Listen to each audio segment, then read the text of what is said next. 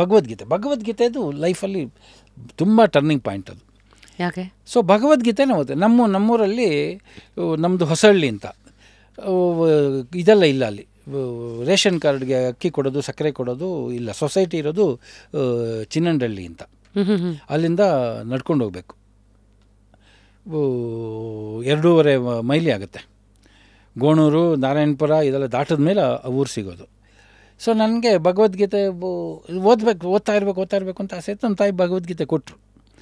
ಭಗವದ್ಗೀತೆ ಕೊಟ್ಟು ನಾನೇನು ಮಾಡಿದೆ, ನನಗೆ ಯೂಶ್ವಲಿ ಸ್ಕೂಲಲ್ಲಿ ಓದ್ತಿರ್ಬೇಕು ಅಷ್ಟೇ, ನನಗೆ ಕೂತ್ಕೊಂಡು ಓದೋದೇ ರೂಢಿ ಇಲ್ಲ, ಓಡಾಡ್ತಾ ಓದೋದೇ ರೂಢಿ ನನಗೆ. ಅದು ನನ್ನ ಇದದು.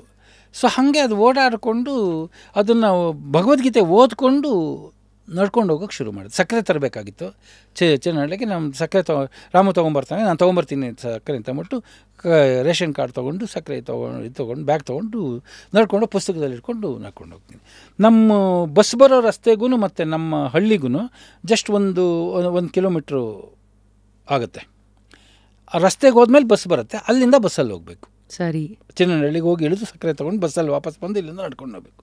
ಬಟ್ ನನಗೆ ನಮ್ಮನೆಯಿಂದ ವಾಕಿಂಗ್ ಸ್ಟಾರ್ಟ್ ಮಾಡಿರೋನು ನನಗೆ ಗೊತ್ತೇ ಇಲ್ಲ ನಾನು ಭಗವದ್ಗೀತೆ ಓದ್ಕೊಂಡು ಯಾವ ಲೆವೆಲ್ಗೆ ಇನ್ವಾಲ್ವ್ ಆಗಿದ್ದೀನಿ ಅಂತಂದರೆ ಚಿನ್ನಹಳ್ಳಿ ದಾಟ್ಬಿಟ್ಟು ಹೊರಟೋಗ್ಬಿಟ್ಟಿದ್ದೀನಿ. ಮುದ್ದೇನಹಳ್ಳಿ ತನಕ ಹೋಗ್ಬಿಟ್ಟಿದ್ದೀನಿ.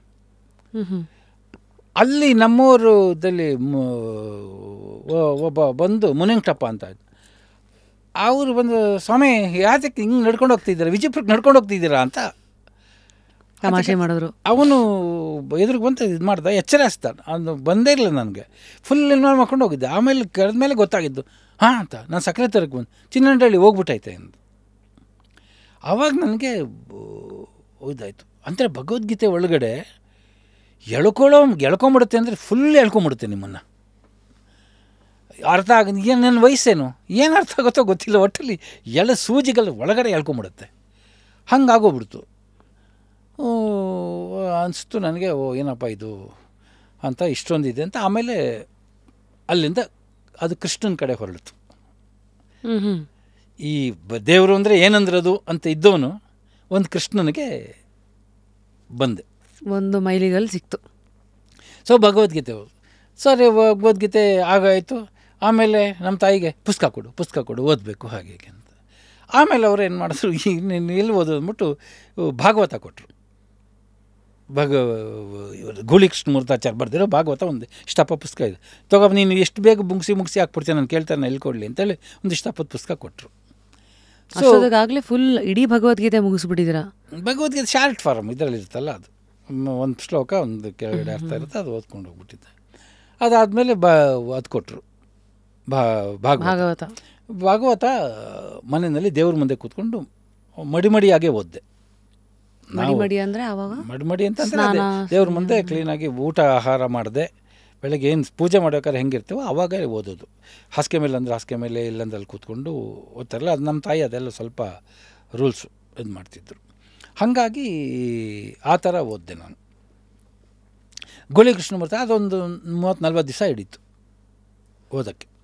ಸೊ ಅದನ್ನು ಓದಿದ್ನಾಗ ಅದರಲ್ಲಿ ಒಂದು ಇದು ಮಾತ್ರ ಬರುತ್ತೆ, ಏನು ನಿಮ್ಮನ್ನು ಎಳ್ಕೊಂಬಿಡುತ್ತೆ ಅದರಲ್ಲಿ ಕಪಿಲ ತತ್ವ ಅಂತ ಬರುತ್ತೆ.